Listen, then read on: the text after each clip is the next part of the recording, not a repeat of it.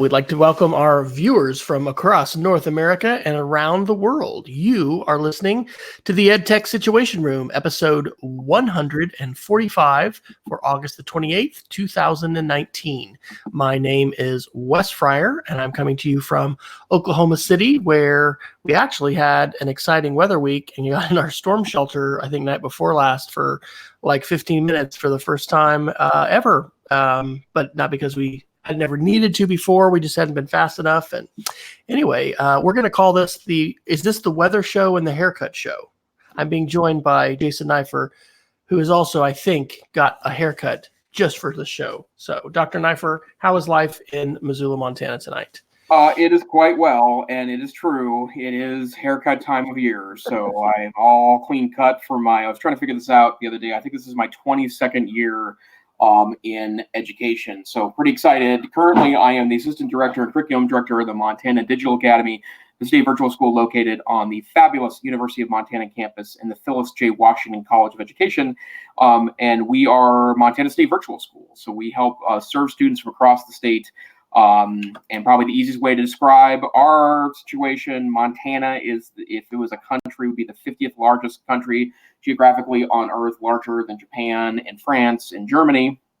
And as it turns out, we have a population of just about 1 million people. So we try to connect students in areas across the state with teachers in other parts of the state that might have similar interests, like Latin, since there are just a handful of certified working public school Latin teachers in the state of Montana. So exciting work we do here at the University of Montana at the Montana Digital Academy. So that's me. But Wes, what I'm curious about, sir, what is this? Like, what are we doing here? Well, we are going to look at some recent headlines from the past week, and actually 2 weeks, because we were off last week. Normally we are here on Wednesday night at 9 p.m. Central, 8 p.m. Mountain, yada, yada, yada, whatever your time zone happens to be. And we will take a look at some of the recent headlines in technology news and try and analyze those through an educational lens. So if you would like to access the links that we are chatting about tonight, you can go to edtechsr.com/links, where I think I saw tonight we have created a 177-page Google document over the course of time that we've been doing our show.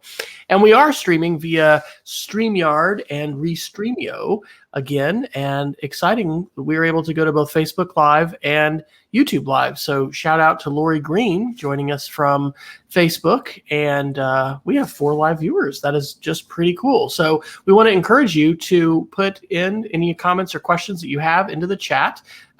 We will see those. I will actually see those. We got to be nice if we could simultaneously do that, but I will see them. And then if you pose a question, we can actually show that as a comment down below. So yes, Peggy George joining us from Phoenix, Arizona. That is fantastic. So we are, this is our weekly conversation most weeks. So missed it last week. It was the birthday week, so it all worked out. But glad to be back and glad you're home safely. Where would you like to begin tonight, Dr. Neiffer, with our very detailed analysis of the latest tech news? Well, I just probably maybe a really broad headline, and then there's some deeper things we can talk about tonight. So I'm kind of the Android rep on the show. And for those of you that are kind of the tech-savvy Android faithful, something really big happened last week that was kind of a bummer for those that like the whimsy of Android. They have named the next version of Android. And the big debate has been, and admittedly, this is about as low impact debate as you're going to get in the tech field, but they were deciding ever since Android, the first versions of Android, they named every version of it after a dessert. So there's an Android Pie, an Android Oreo, Android Kit Kat, and there was a lot of time and mental energy spent determining what could possibly be Android Q, which was the next letter in the alphabet, what could be the Android Q dessert. And Google has announced that they are renaming the schemes in Android, and it will be known as Android 10, as opposed to Android Q or Android, the closest I could come is quinoa jello. I don't know what you would be doing there to get a Q dessert. There were actually a couple of desserts in, I believe, Spain and Brazil that started with Q, but Android decided to just redo the naming scheme. So even though it has really no impact on anything regarding EdTech or really technology in general, I do think a little bit of whimsy is going away out of the Android world. And I'm like many people who have gone to the Google campus and taken selfies with the large statues of the Google desserts, going things like Google ice cream sandwich and Google Kit Kat and all the googly statues in California. So just starting to show on a sad note that just a tiny bit of Android whimsy is no longer with us. That's right. Well, that makes me think of my 9 months of Android that I had a year or so ago. And I must say, purchasing the used Apple Watch, which I am loving, yeah, I'm not going back. So unless there's something really dramatic, Apple, has these lovely names like the 7S, but that does take me actually to an article, which I put down at the bottom. It's not in one of our categories, but the Next Web reported on August 22nd that more than half of mobile phone users plan to keep their current device for 3 to 5 years. So that is probably not great news if your quarterly reports on income, are based on folks upgrading your device. We've talked on the show before about the transition that Apple is trying to make to services, and whether or not we're at smartphone peak. Our family is certainly at the point where we're not buying the latest device, and we have been like that for a while. I do have, by the way, and I should put it into the chat, one of our older, I guess it's a laptop that we're selling on Swappa, but our librarian, or our head librarian, had shared that with me. And so that's where we got Rachel's, iPhone 7 for Christmas last year. And so I've sold some devices there. So anyway, it is, I think, extremely relevant to the classroom that we've got so many, kids on smartphones, and actually there's some articles that we could, speak to a little bit there. Jason, where are you with your personal and family upgrades? I know that you are probably tempted to get that latest version, but where are you, and how do you see that kind of settling out right now in terms of the industry with smartphone purchases? Sure. Well, my family's been a little complicated since carrier subsidies went away, and part of that is that I think the subsidies did allow people to easily afford high-end smartphones that otherwise it just didn't make as much sense to do as a monthly payment. And by building that cost into the monthly payment you pay for cell service, I think it was a little easier. So I'm actually between carriers right now. Well, my family's between carriers. I've been firmly on T-Mobile for almost 3 years now, and I won't go back. I didn't have a single complaint about T-Mobile, and I couldn't say that about a given week as a Verizon customer. So I'm very happy with T-Mobile, and it's been a really extraordinary experience for me, especially traveling and maybe more specifically traveling internationally. But I'm now trying to bring my whole family over, and it's a little complicated because everyone but my dad is an iPhone user, and we have to sit down and take a look at the variety of newer phones available. And again, Apple is smartly keeping older phones available new. If we want to go in that direction, I think you can get as old as an iPhone 7. Maybe it's a 7S that you can get still brand new from Apple, which means it'd be supported at least until the immediate future. So that's really awesome. But that's going to cost some money to do that. And there are sales and there are great means to do that. But I will tell you something I have kind of noticed recently. I picked up, this was my geek of the week. A couple of people had talked to me about it later after I've been kind of promoting it, but I have a like $8 a month SIM through Unreal Mobile.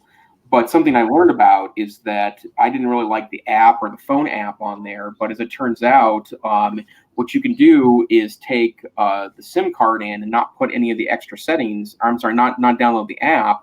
It becomes just a data SIM card, and I have a gig of high-speed data, and then unlimited 2G data after the gig is up every month, and it rolls over any extra high-speed internet that you have. But you can download Hangouts Dialer, and make phone calls with data using Hangouts Dialer, or my organization uses Ring Central as our voice over IP solutions. We have a lot of remote employees, so we can't be on the university's phone system, and that also works over data, including the LTE data. And so I know I can pull that off. I can't imagine, my mom can. She's fairly tech savvy. She's a business owner and runs a retail quilt shop, and uses computers a lot, and revolutionized computer accounting in the early 80s. She's been around the block on computers, but that takes a lot of managing. So I think we're going to try to push everyone to T-Mobile and just wait for sales. I also wish there was a less crapshooty,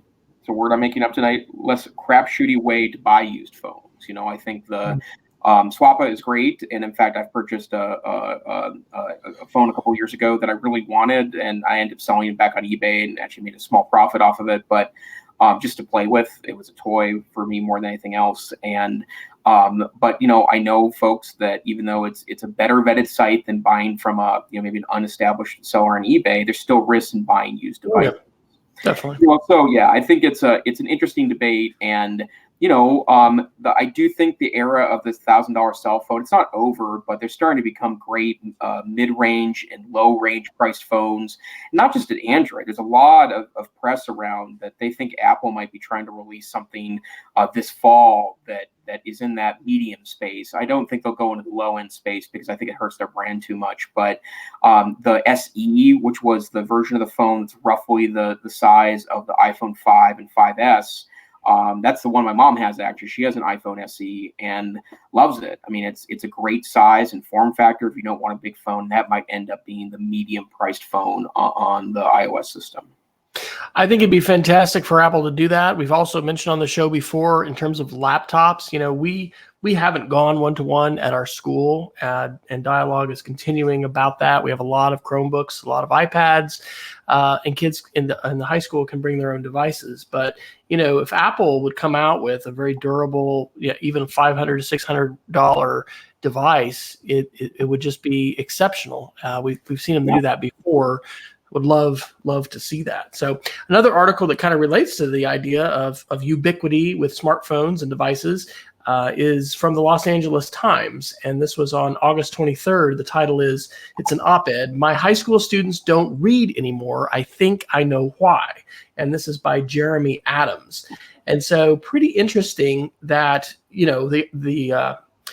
the article is saying that smartphones are to blame. We live in the most distractible age ever. And so he is, as a teacher, lamenting that, kids just don't read the way they do anymore. And this can be a familiar refrain from parents and teachers and others, just about how terrible today is. However, Carl Hooker, who is doing a lot of presentations, he's actually gone independent now. He's on his own about digital citizenship. And we've, both talked about this technology fear therapy, and technology fear therapist had a pretty good set of tweets responding to this, talking about, his consumption as an adult has shifted in many ways, listening to books on Audible and other things, being able to read and consume a much bigger variety of information sources and texts, and overall feeling like he's better informed. So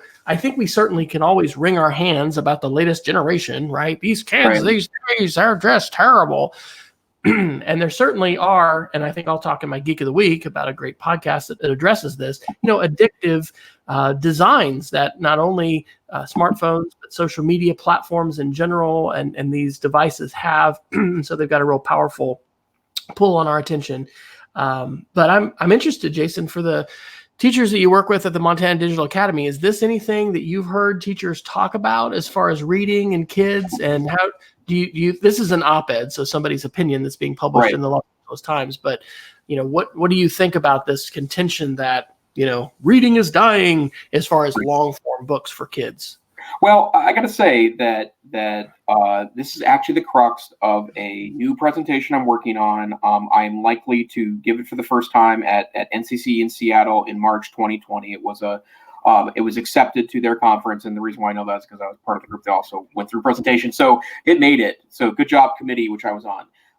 So and it's a topic that's really near and dear to me because I was around so many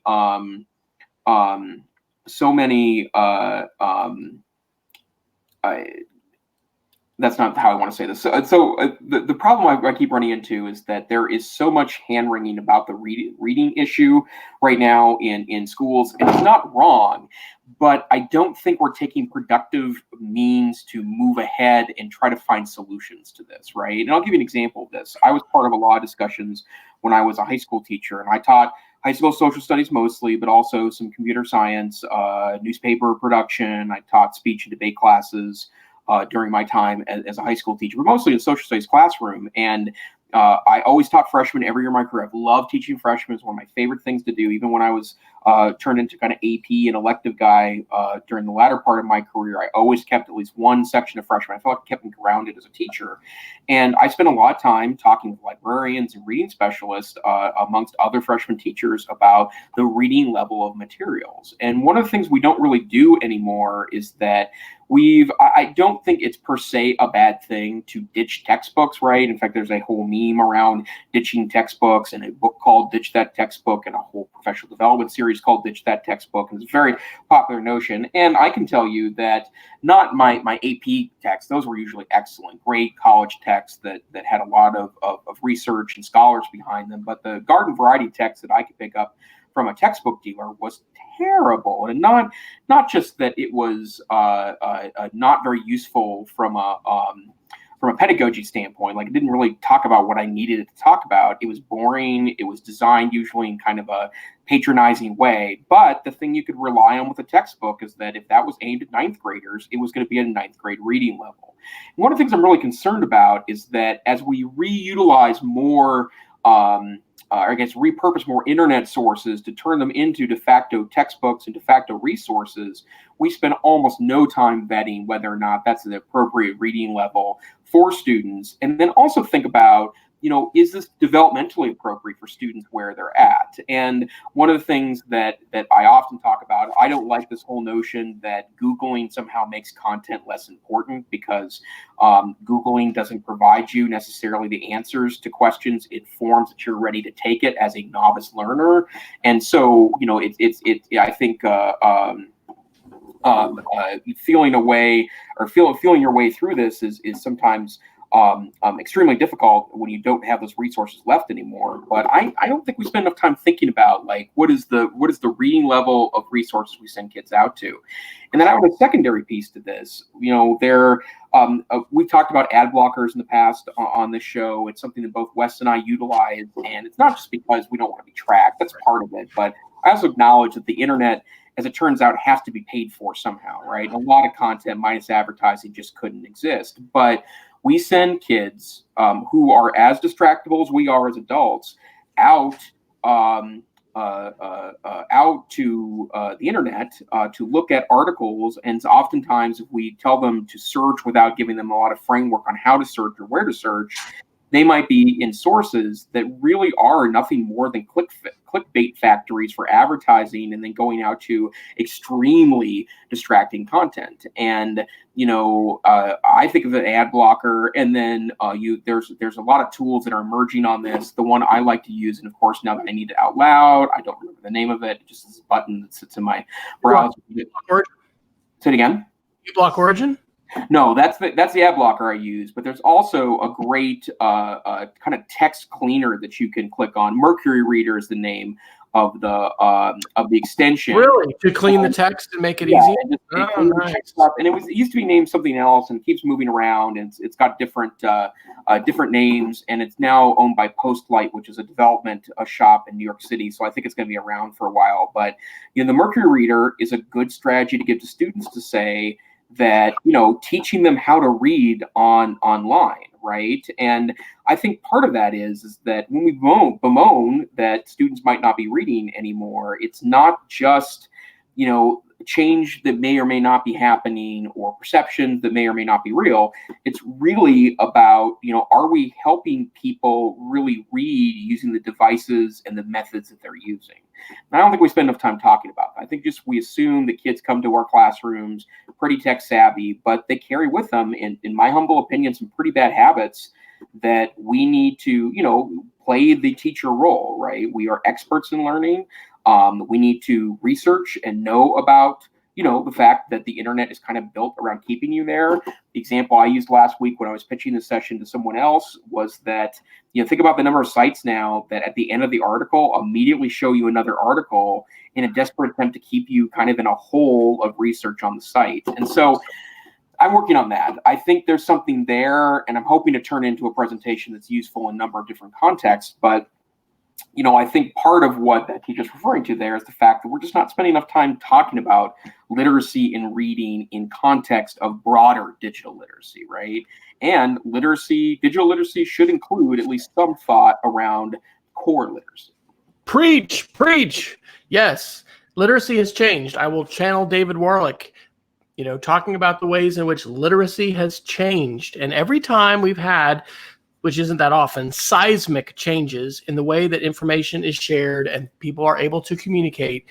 I mean, this is, if you haven't, read Clay Shirky, Here Comes Everybody, here we are, we are not only consuming content from all kinds of different sources, we are sharing it and we're publishing it. We live in the most, not only distractible, but also content rich, right? I mean, there are so many great places to get information, but the challenges that we have as literate readers and as citizens and just like human beings, it's a bigger cognitive load. I totally believe that. Think about how much time it used to take you to get sources for a research paper.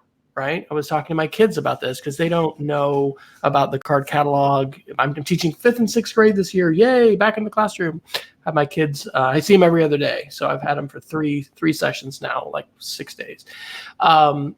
They don't know about microfiche, and they don't know that process that those of us that are older, don't we sound very, well, back in my day. But seriously, it took a long time to get your sources, and that is gone. I mean, the challenge today, and this was actually the workshop I did at the Atlas conference. I called it Filtering the Exoflood. I think I'm going to get to do that as a webinar for Atlas actually in October. By the way, Dr. Neifer and I are known from time to time to do presentations for hire. Filtering is huge, and we can no longer put the onus of filtering responsibility on the librarian who's curated books that are on the shelf and magazines that are there to, be selected. Librarians are wonderful and have a huge role to play and are absolutely vital in our schools. But the skill set, which not only librarians, but also classroom teachers and all of us involved in education, needs students to have, and we need ourselves, have shifted and changed. And I don't have this yet on my wall, but one of my favorite things to say at conferences, and it's like so fun to have my own classroom again, is that video is the pencil of the 21st century, right? And I totally believe that students need to be as adept communicating with media as they are with text. And I think this article specifically, and the same kind of refrain that we hear people complain about reading, it really highlights the bias that we have for text and for a linguistic culture which was predominantly written, right? And it was, consumed via reading. And that is just not the world that we live in today. So it's hard to change. It's hard to shift. There's a lot of value because we've probably all experienced, especially if you're an educator, but I think, anybody who's a reader has experienced flow and has experienced just, transformative, learning and just experiences when you're reading, right? Because when you're lost in a book, the chance to really sit with an author's ideas and have them influence you when you're reading a book. I mean, this is still one of the reasons I think we need to write books. I got to find time to be setting that time myself aside to do that and to get some things updated. So yeah, I agree. I'm excited to know Mercury Rereader. Thank you for that. When we was in Rhode Island, I was in Rhode Island this summer at the Summer Institute on Digital Literacy. One of the things we were putting into our unit on unpacking and understanding controversial issues was a reader, like you said, that's going to simplify the web, eliminate distractions, and that's really a key kind of tool. So yes, that is the rant. You'll hear lots of those here on the EdTech Situation Room. So where would you like to take us next, Dr. Neifer, on our wonderful list of links? Sure. Well, let's go ahead and jump in and talk about there's a couple of really interesting things. Oh, let's do a little Google stuff, or I'm sorry, a little Chromebook stuff for a couple of minutes. So this is something very exciting for me, even though it's silly. And as I guess I should also advertise myself, I think I'm the EdTech Situations Room resident Chrome OS geek. But as I've mentioned in the past in the podcast, I am 100% Chromebook user now. I use a Chrome desktop at work. I use a Chromebook as my mobile machine, and in fact tonight I'm joining from a Chromebook that's in a docking station in my office at home. But Dell has done something that I think is really interesting in that they are now offering Dell Latitude Enterprise Chromebooks. They're way too expensive for what you get at this particular point, but the key piece here is that they are user serviceable, which means that you can add more RAM to them. You can also add bigger hard drives to them. And I am blown away by that concept. And in part, I think part of the reason why they're going in this direction is to empower more school techs to be able to upgrade, which is super great. More importantly, makes more of that user serviceable, because that one thing about Latitude, except the super thin ones that are, basically glued together and impossible to get apart. But these are more industrial application Chromebooks, and you can go in and swap things out. You can swap the battery out. You can swap out a keyboard when it goes awry, and that's true of some of the Chromebook models in the cheaper end of things. But they do have a Chromebook for sale right now that has an i7 chip in it and a terabyte SSD and 32 gigs of RAM. It is ridiculous. It is way too much for what you would ever need for a Chromebook. But man, if I could have the opportunity to buy an i7 Chromebook with 32 gigs of RAM and a terabyte, I'd say sign me up, right? Like that's super great, and probably not very portable, but at least interesting thing to carry around. So a lot going on in Chrome world, and as we talked about in the past here, the biggest problem with Chromebooks, in my humble opinion, is that we lowball them in an attempt to make them an affordable option. And I get that in schools that want to go one-to-one, but frankly can't afford to do it otherwise, right? Some schools can afford Macs, some schools can afford Chromebooks. That's the way it shakes out. But my experience on Chromebooks is infinitely better because I have minimum standards. It's got to be an i3 chip or better. It has to have 8 gigabytes of RAM. Storage isn't as big of a deal, but those two things make these things powerhouse machines. And so I love them. I will happily continue to carry one, but it's great to see that Dell is headed in that direction. So Wes, do you have $1,700 burning in your pocket to get yourself an i7 Chromebook from Dell? Sadly, no. But as the person who is our director of technology the last 4 years and responsible for all of our repairs, I lament the lack of repairability of Macs. And we have over 90% of our faculty on MacBook laptops now, the MacBook Air, and to not even be able to replace the battery, much less the hard drive. I mean, you just pretty much can't crack it. If it's not a software thing, you're going to void your. Well, I mean, we don't have certified Apple techs and whatever, so we just have to send it off. Whereas before, with our 2012 vintage MacBooks, we're replacing hard drives with SSDs, sometimes putting in more RAM, doing a variety of different repairs. So that is a big philosophic difference, and we haven't seen any hints of Apple changing that at this point. So I do think that's welcome, and I think it's very interesting to see Dell targeting the enterprise in that way. In the chat, Lori had put in a question about where do we see kids in the or not kids, but just workers in the marketplace who are using Chromebooks. She says, what company uses a Chromebook? Hey, the Montana Digital Academy does, I guess. Yeah. But this is where Google and the companies in general are moving to the cloud and the web, right? Not only in terms of storage, but also in terms of being able to work. I know for our teachers, we have more than ever keeping all of their stuff on Google Drive. Right. It's almost like their MacBook could be a Chromebook. I mean, yeah. We've had interesting discussions, and I'll just leave it at that, about Microsoft Office and licensing, because we We have some shifts now happening to that subscription model, but Microsoft's wanting $39 per user for that low-end license that lets you have the client in software. And I think that many schools and many teachers are probably in a situation where it's nice to have a conversation about what software do I need. This is also the first year we've licensed the Adobe Creative Cloud, and we've done that primarily for high school and for our students who are in our graphics classes and taking design and honestly, iMovie can do most of what they're doing in their basic classes, but if they want to go to Premiere and do fancier kinds of video editing, it really is about what you want to do. But the web is radically different today in terms of its maturity, in terms of the applications that can run on it. And I think our trajectory is a continuation of this move to the web, where there's more and more of our work that we can do. It doesn't matter what device you have. And from an IT standpoint, it is incredibly easier to manage Chromebooks. We've just been having issues because we have 2 mobile device management systems. We use Jamf for our MacBooks, and then we're still using what was Tab Pilot. It's now Tech Pilot. They were bought by Securely. We're happy with them, but we're having an issue because with 2, you do the VPP, the Volume Purchase Program, from Apple, and largely because we're buying stuff, I think it's just more complicated. We don't end up really purchasing much, except digital content like textbooks and things that students buy primarily. Although, that's not true. There's other kinds of subscription stuff. But anyway, it's not like apps as there is for iPads and things like that.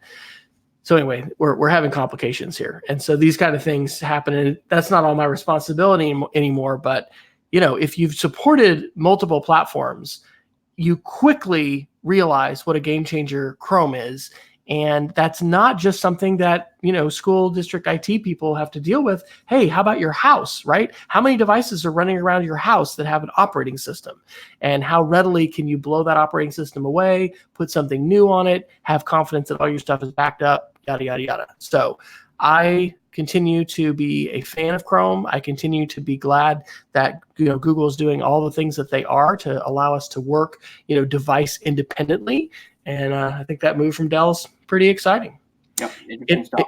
Any other Chrome articles to pick up there? Yeah, a couple of quick ones. PC Magazine reported, I think this was today, and I'm actually pretty disappointed about this. The next 2 articles are kind of complementary to one another.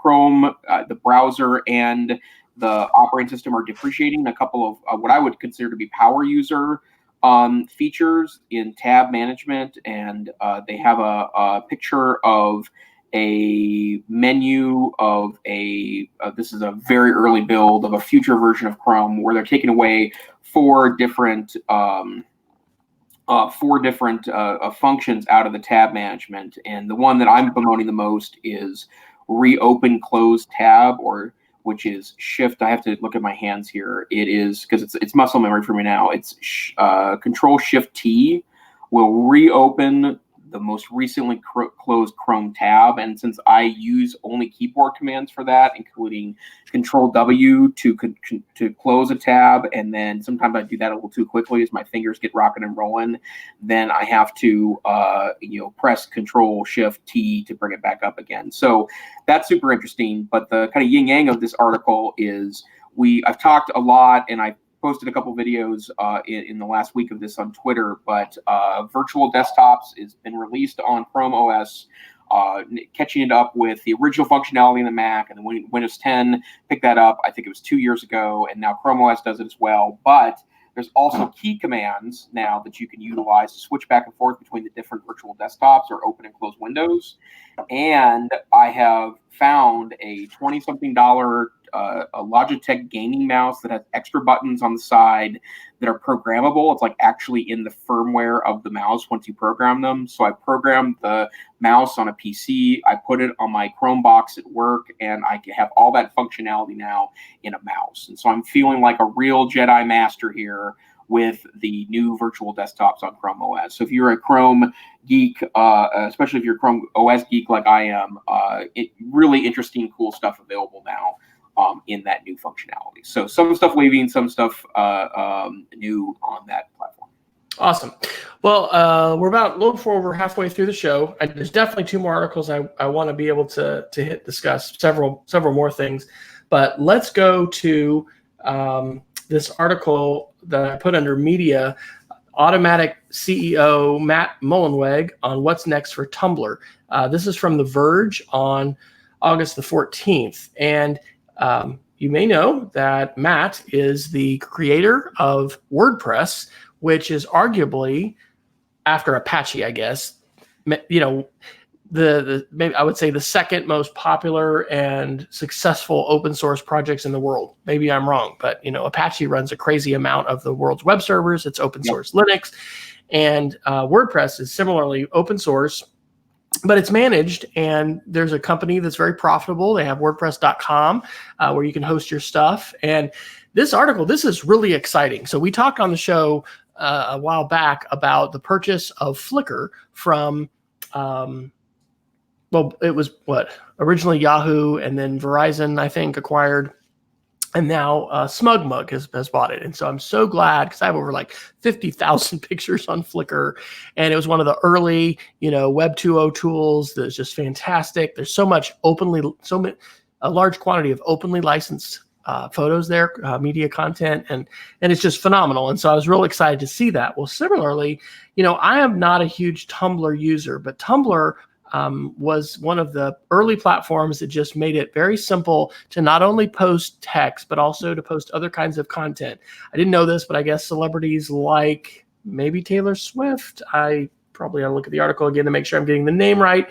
Anyway, some celebrities have a really, big following there and have found that Tumblr is still a big deal.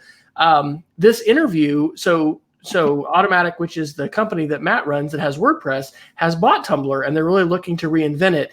And for those of us, and I know Peggy is in this group, and Jason is as well, Lori maybe, the early days of the web were so exciting in terms of the interactive web, with blogs and people having their own space and the dialogue and the conversation, stuff that wasn't on Facebook, it wasn't on Twitter. It was different. Of course, you had a smaller number of people that were on the web, and so that changed it. But I was very inspired and excited reading this. Also, as a big WordPress user, because I have a number of WordPress sites, I was very excited to read about the integration with WooCommerce, because actually I need to migrate my own site where I have my ebooks, which are very old, by the way, and need to be updated. But anyway, those are for sale and some other things. And I have a membership site that I have and need to be, publishing more into actually this fall. So maybe I'll be doing some more of that. Anyway, that was great to hear about, making it easier for folks to deal in e-commerce on their websites, and then just optimistic about how perhaps we could have some vibrant communities that aren't owned majority by Mark Zuckerberg or by Google, and where the whole focus isn't just surveillance capitalism, because as we've mentioned on the show before, that is really the dominant model today for Facebook and for Google, YouTube, these big platforms. So, Jason, thoughts on Tumblr and any interest at all in seeing it revived? And I'll say one last thing. They point out how important Apple is, and the fact that if there's porn on your site, on your app, you're off the store. And Matt says, Tumblr's got to be on the store, so it's going to remain cleaned up in that respect, which I think is very positive. But anyway, thoughts about Tumblr, thoughts about having it resurrected. Is that are you going to race out right now and bring back your Tumblr site from 2004? Well, Tumblr is great. To be clear, it's such an interesting blogging medium because of the visual nature to it. I've always thought it was a really clever way of doing that, and obviously lit fire.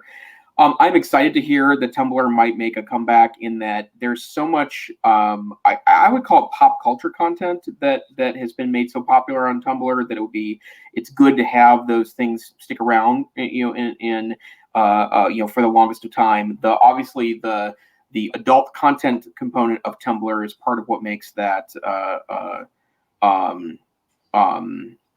part of what makes that difficult to figure out where that fits in the marketplace. But I think the more we can keep these tools around, the better. And to be frank, I mean, blogging isn't as exciting as it was when it first came on the scene 15 years ago. And as it turns out, there's probably less of a need of it because people express themselves in different ways. But I think it's great. I never had a Tumblr. I set one up once, didn't really do it. The kind of retumbling or retweeting component of it was interesting.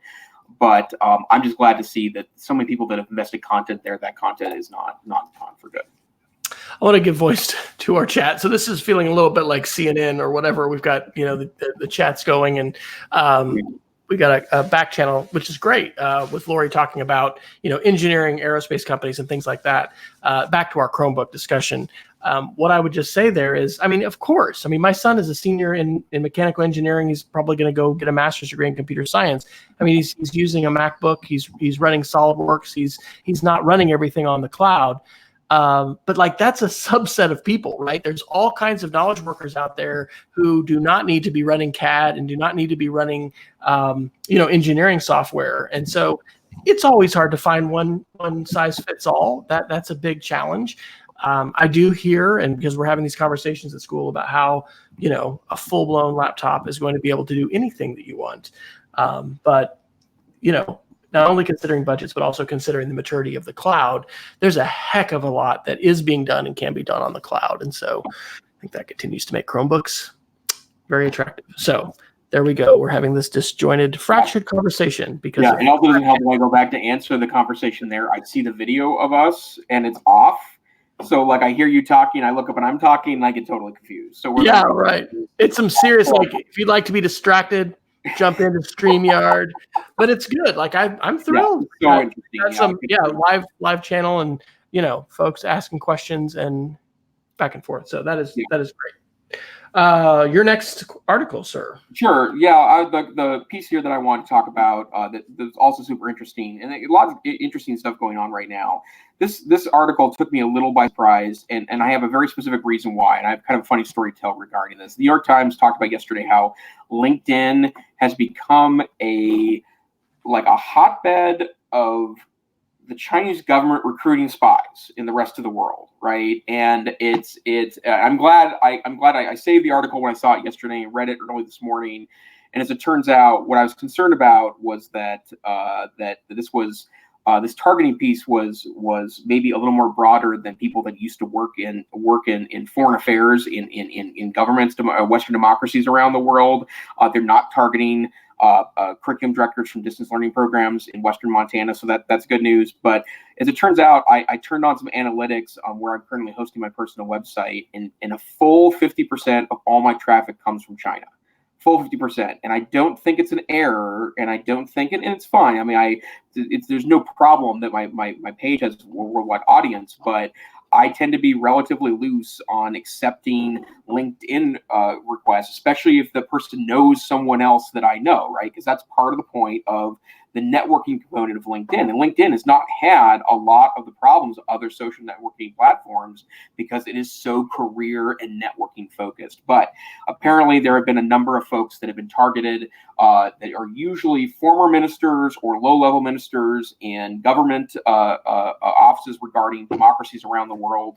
And as it turns out, they're being, it's utilized as a recruiting tool for spies. So, ladies and gentlemen, not even LinkedIn safe anymore. Be careful out there.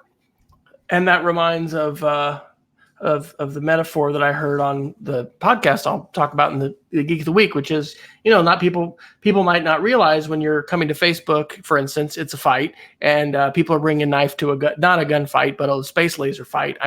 The ways in which we need to be media savvy and media literate, and people have different agendas, and platforms are being weaponized is pretty crazy. So on the topic of China, the other article I wanted to get to for sure is Fast Company, August 26, 2019, Silicon Valley's Chinese-style social credit system. Now, this is a bit of an over-the-top headline. I know, shock for seeing that on the web or in mainstream media. If you're not familiar with what's happening in China today with respect to this social credit system, This article, is kind of a good summary. That is, this social credit system, they say, has been in place there since 2014. It's a single nationwide point system for all Chinese citizens, akin to a financial credit score. It aims to punish for transgressions that can include membership in or support for the Falun Gong or Tibetan Buddhism. By the way, by saying that name out loud, and the fact that this podcast may very well be transcribed, I mean, that alone could possibly, get this show and channel banned off of all Chinese internet airwaves, because that's just like, it is literally like Voldemort, he who shall not be named, because you cannot say that name. That's the fact that group had their website on PB Wiki was the reason that PB Wiki was completely blocked in China when I went there in 2007. I had to move everything over to PB Works, but I digress.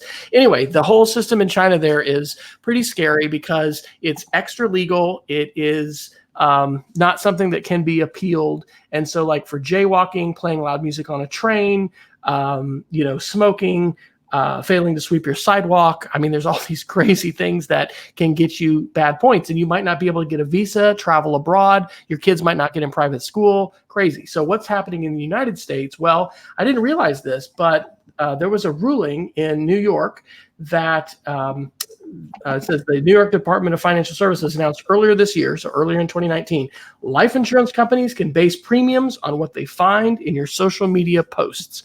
Now, this could be as innocuous as, they say, do you skydive? And then you post a picture of you skydiving or base jumping or something.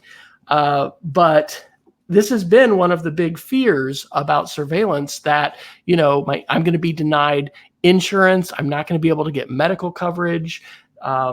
And so they have a whole series of other things. Bars are using something called Patron Scan for them to try and basically share information about people who are troublemakers, get in fights, things like that. And the point they make is this is dangerous in part because it's extra legal. It's outside the legal system. It's opaque. You really can't look into it to know what kinds of information they have. I don't think there's a freedom of information pathway to get that information out.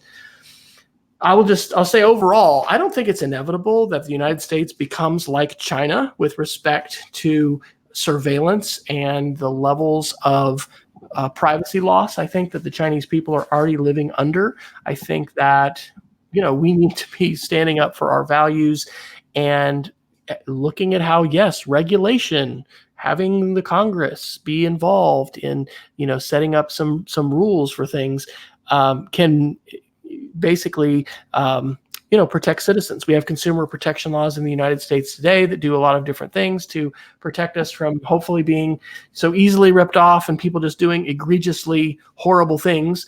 And there are rules I would argue, for consumer protection. And anyway, I mentioned some stuff about fiduciary relationships in the Geek of the Week. But Jason, are you concerned about surveillance and the trajectory of the United States vis-a-vis China and what we see happening with, let's say, the Uyghur minority and the ways in which surveillance tech is being used to keep a lid on dissent? Hong Kong, we could talk about that. Actually, there's no articles this week in our show about that, but. Sure. Well, there's the ones that approach that because of the fake YouTube channels that have been taken down. That's mentioned in some of the YouTube articles I posted, that YouTube has taken out 120 basically fake news channels spreading disinformation about the situation in Hong Kong. But it's a huge deal.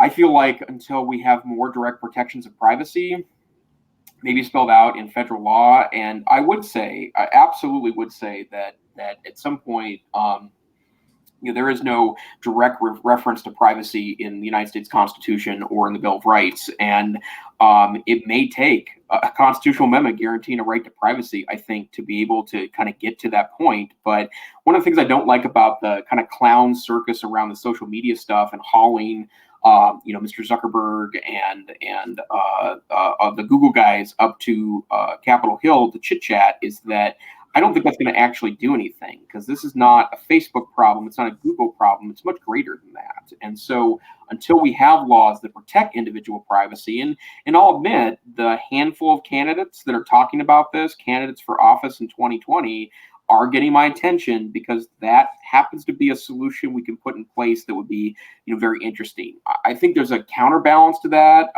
Wes and I have talked constantly about how the European Union seems to be approaching some of this stuff, and they are very privacy driven and very rights driven.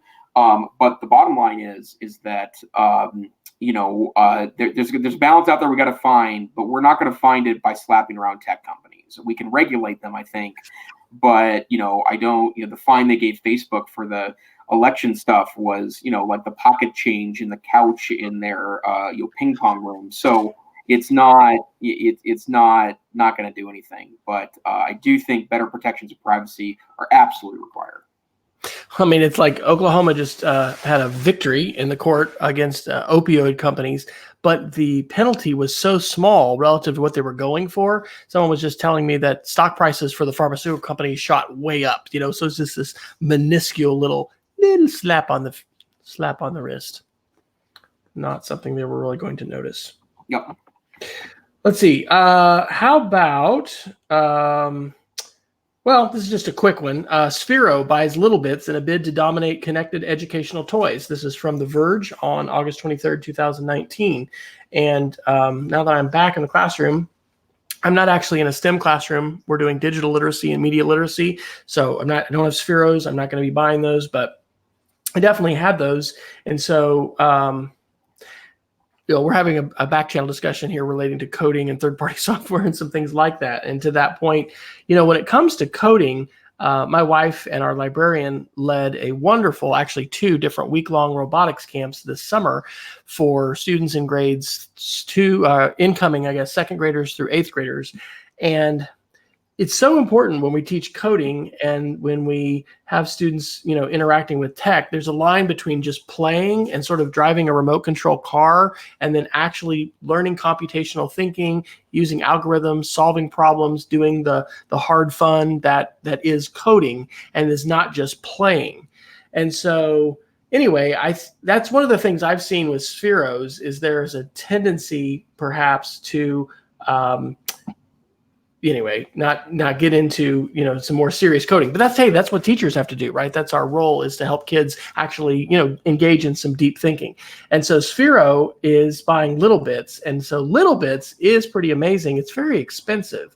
My wife is actually eyeing a STEM grant, and I was just asking her tonight, what would you get or what would you buy if you got that money? And Littlebits was one of the things that came to mind. So, I'm glad to see both of those companies, I think, doing well. I'm glad to see, Littlebits has so many different applications for, far beyond, gaming and, drones or robots, just, being able to, bling out your clothes, make LEDs, do fancy things, all sorts of different connections. So glad to see that. Have you had a Sphero in your house, Jason, or any intersection with Littlebits in courses you've been teaching or anything like that?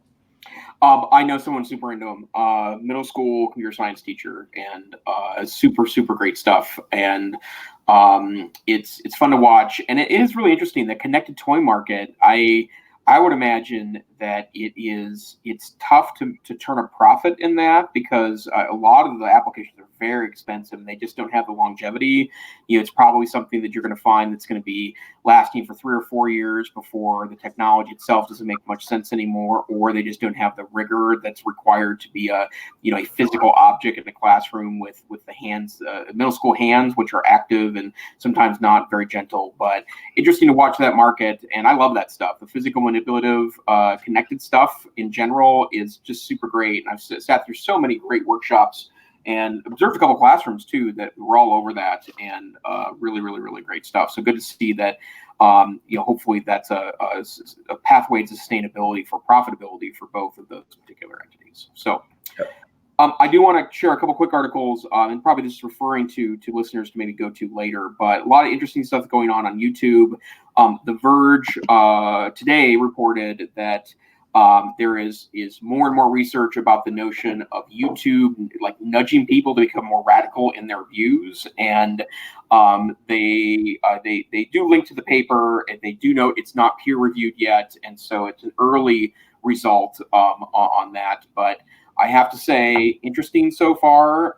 That seems to be the case, and as I liken it, the politics is what they're talking about, right? Political views, philosophical views, approaching the world, but it's also kind of like how I'm being delivered stuff. I've got a 4 or 5 interesting things that I watch on YouTube from maybe small market careers, the way to describe them, people with 30, 35,000 or less subscribers. But once you start getting into the surprisingly large vintage tool restoration community, which is the last thing I need is another gadgetry habit in my life. But it starts recommending stuff to you that's a little more hardcore, like people that will try to create a means in their backyard for melting down aluminum and other such kind of hardcore maker hobbies.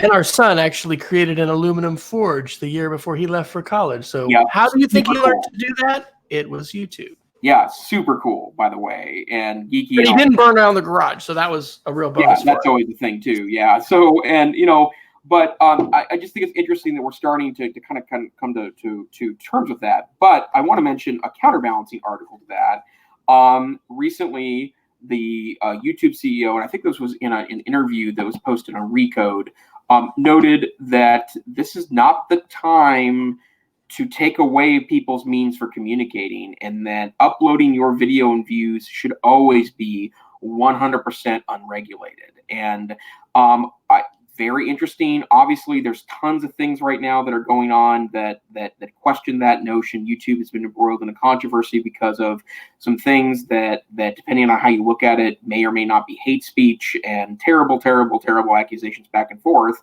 As we talked about on the show, you're not going to find two people that are big of advocates for giving students voices in the world. But remember, when everyone has a voice, everyone has a voice. And when everyone has an option of grabbing a microphone or megaphone, if you will, then everyone has an option for grabbing a microphone and megaphone. And I'm not saying we can undo this or close Pandora's box, or even that we even really want to.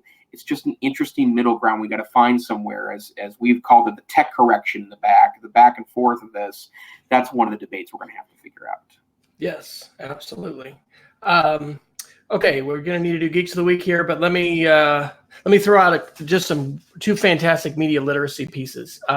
If you don't listen to The Daily, the New York Times, that is not literally a daily podcast for me, but almost. I really, really love this podcast. And on the 22nd of August, they had a great show called What the 2020 Campaign Sounds Like, and talking about the playlists and the ways in which voters oftentimes are going to, be swayed by a feeling. And so it's just fascinating, both on the Democratic side and then also as we look at our present chief executive.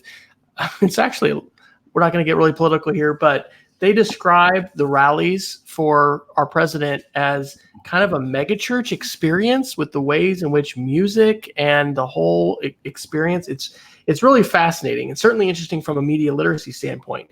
And so let's juxtapose that with the Al Jazeera article from August 22nd, also, India's patriotism pop songs urge Hindus to claim Kashmir. If you haven't been tracking this, the Indian government, like since 1947, has given the province of Kashmir a lot of independence because it is primarily Muslim and it borders Pakistan. And they have had that for a long, long time. Well, the new president of India has been empowered to shut that down. And so about 2 weeks ago, they cut off all communication. Like, we're talking not just, internet, phones, everything. And that was to prepare for the military coming in and basically kind of imposing martial law. And now they've declared that Kashmir doesn't have, freedom. And so this reminds of the occupied lands in terms of Palestine and Israel, and the ways in which the West Bank and Israelis have moved into those areas, because popular music right now in India that is trending is music that is encouraging Indian people to move to Kashmir, to take Kashmir brides, and to take over their land. Freaking crazy, right? So, but it's popular music being, quote unquote, weaponized through social media to share these media messages to try to manipulate the population. Wow. So that's under the title of media literacy. So, Jason, your title track for the 2020 election. Maybe we'll give that to you as your homework assignment.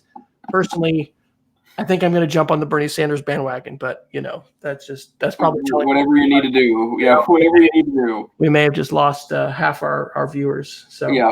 Well, yeah, certainly. And no matter what your persuasion is, we might have lost half our viewers. So, yeah. But I mean, those are crazy articles as far as the ways in which music here in the United States is affecting political campaigns and being utilized and shaped. Yep. And then you see how it's being utilized in this very, controversial and authoritarian, state-sponsored propaganda, basically, to affect the minds of the people. What powerful tools we have placed in the hands of those that would seek to hack others' brains, whether that's advertising for a product or a political cause. Sure, absolutely so. All right, Geeks of the Week, sir. What do you got for us? Sure, just a quick one, super interesting. Helped a friend set this up a couple days ago, and it's pretty slick. As we've talked about in the past, Microsoft lost an opportunity. Lost an opportunity to really create a great mobile device by, I think, being too late to the game, not understanding that things were going towards mobile and touch screens, and then once they got started, didn't do enough to bring developers in. And that may or may not be true, depending on your view of that. But they lost the phone wars, right? It's an Android and iOS world. But they've really gone all in on Android, and you can do this. We talked about this in the past in the podcast. You can take an Android phone and largely turn it into mostly a Microsoft phone. You can even actually have it look like the old Tiles interface that they introduced that was really so revolutionary to UI. But there's a great Microsoft app that you can download on Windows, the newest version of Windows 10. I believe it's called My Phone, and it allows you to, in essence, connect to your phone, and on your desktop or laptop Windows machine, you can not only see and text from it to your phone, right? You can use that to text. You can also see and swipe away notifications. So it's a way to kind of put your phone away and stay away from that and still have access to your desktop. So the Your Phone app, I believe it's only the last two versions of Windows 10, so that would be 1903 and 1810 that have that available to you. But that is available as an app on Windows and Android. So good luck. Great stuff. Fantastic. And my Geek of the Week is a podcast recommendation, and this is from the Center for Humane Technology. We have talked about Tristan Harris, who is one of the co-founders, and the shout out is for episode 3. I'm working my way through they have about 7 or 8 episodes out. And the title of this is With Great Power Comes No Responsibility. And this is an incredible interview with Yael Einstat, who is a former CIA officer and former White House advisor. And one of the things that they talk about is how, in their view, and I think I really actually agree with this, the relationship between users and the companies, thinking of Facebook and Google with platforms like YouTube, it's very unequal. It is presented as an equal relationship where we give away our data and then we receive these free services, and it's so wonderful. But it's actually very unequal because we're not able to see that data, and we are giving away very confidential data that could be and is being used against us in many different ways. And so one of the things they talk about and highlight in this podcast is that they say we need regulation that imposes a fiduciary relationship upon these companies, much like you have for lawyers, right? When a lawyer is representing you, they cannot then just go sell your information to a company or to someone else. They have a legal obligation to keep your information confidential and to represent you, and that's called a fiduciary relationship. Fascinating. Really, really good stuff. And so I highly recommend that podcast episode 3. And overall, the Center for Humane Tech is doing some great work, and it's definitely challenging my thinking about a lot of these issues that we talk about, the tech correction and, what should be done and what do we need to advocate for, et cetera, et cetera. So when you are not here enlightening us in the world of Android, Chrome, and EdTech, Jason, where can people find you and how can they connect with you if they would like to? Sure. Best place to do that is on Twitter. TechSavvyTeach is my Twitter handle. I also work with the Northwest Council for Computer Education blog on ncc.org, and they are a purveyor of fine professional development services, also consulting and E-rate services, www.ncce.org.